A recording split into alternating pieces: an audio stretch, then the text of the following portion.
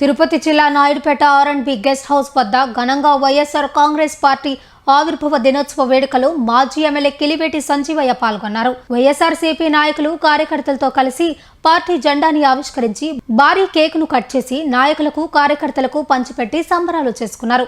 మొదటిగా బస్టాండ్ ప్రాంతంలోని దివంగత నేత డాక్టర్ వైఎస్ రాజశేఖర రెడ్డి విగ్రహానికి పూలమాలలు వేసి నివాళులర్పించారు. రాష్ట్ర ప్రజలందరికీ వైఎస్ఆర్ కాంగ్రెస్ పార్టీ 16వ ఆవిర్భావ దినోత్సవ శుభాకాంక్షలు తెలియజేస్తాను. వైఎస్ఆర్ కాంగ్రెస్ పార్టీ పేదల ముందుకి చప్పటి నుంచి పుట్టిన పార్టీ. ఈ పార్టీ పేద ప్రజల కొరకు పుట్టిన పార్టీ.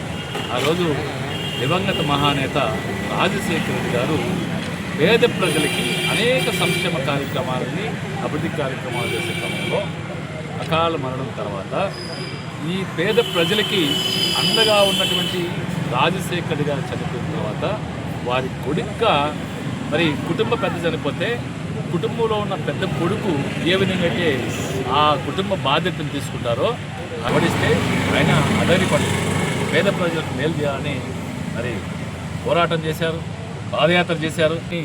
చేసి చూపించిన ఘనత జగన్మోహన్ రెడ్డి గారికి దగ్గర మనం చూసాం.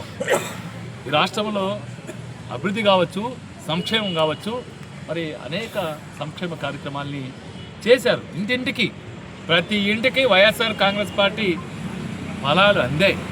ప్రతి ఇసులో ఇప్పుడు చెప్పచ్చు వీళ్ళు ఏదో ఇంకో ఇల్లు ఇచ్చేస్తున్నాం మనం, ఇంకొకటి అయితే బేరీజ్ వేసుకోవాలా, మనస్సాక్షిని అడగాల.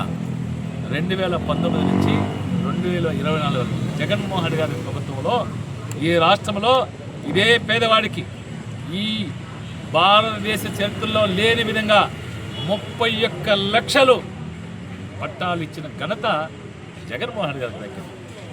ఆ రోజు చెప్పారు, ఒక ఇల్లు గల నడి చెప్పారు, అయ్యా ఇల్లు వచ్చారండి జగన్మోహన్ రెడ్డి గారు. ఎవరు కట్టించారు? జగన్మోహన్ రెడ్డి గారు. డబ్బు వచ్చిందా? వచ్చింది. మరి గ్లోబల్ చేస్తున్నారయ్యా, తాళం ఇస్తాను, నేను తీసుకుంటాను, నాకేముందా ఇది. అయితే చంద్రబాబు నాయుడు గారికి సిగ్గులేదు, లోకేష్కి సిగ్గులేదు, పవన్ కళ్యాణ్కి సిగ్గులేదు. ఎందుకంటే సిగ్గులేదు ఎందుకంటే అంటే వీళ్ళు సూపర్ 6 సూపర్ సక్సెస్ అని చెప్తున్నారు. ఒళ్ళు వేస్తారు భయం లేకుండా. భయం లేదు ప్రజలంటే చెప్తున్నారు, మేము చేసేసాము, మేము నెరవేర్చేసాము.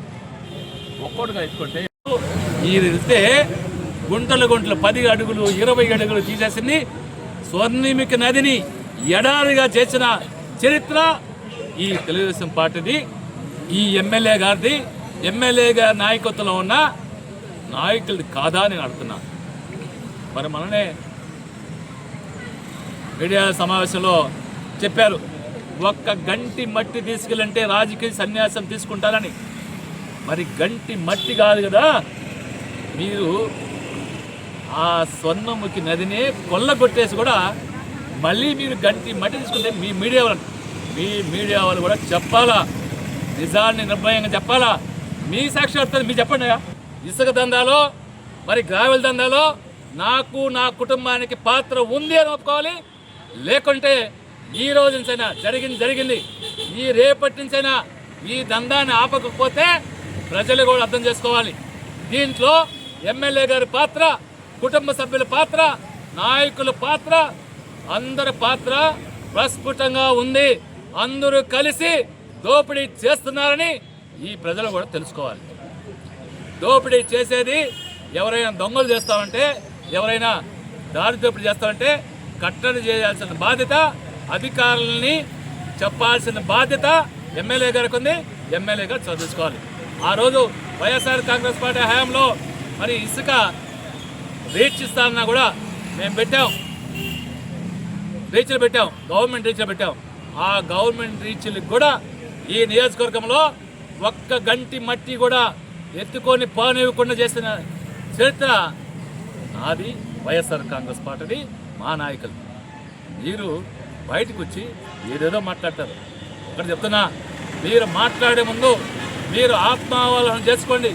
మీరు ఏం చేస్తున్నారో అది దొంగే బయట దొంగ దొంగ దొంగ దొంగ అని అరిచినట్టుగా ఈ ప్రభుత్వంలో ఉన్న నాయకులు, కార్యకర్త నుంచి ఎమ్మెల్యే వరకు అందరూ కూడా ఈ నియోజకవర్గంలో దోపిడీ చేస్తూ మేము దోపిడీ చేస్తామని భయపడుకుని చేస్తారు.